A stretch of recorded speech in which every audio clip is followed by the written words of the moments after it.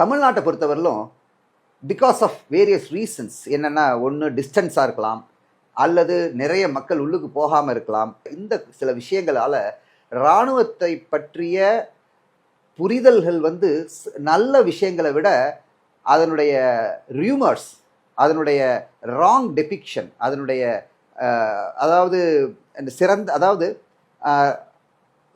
தவறான ஒரு பார்வை தான் இங்கே நிறையா இருக்கிற மாதிரி என்னுடைய அசஸ்மெண்ட் தான்.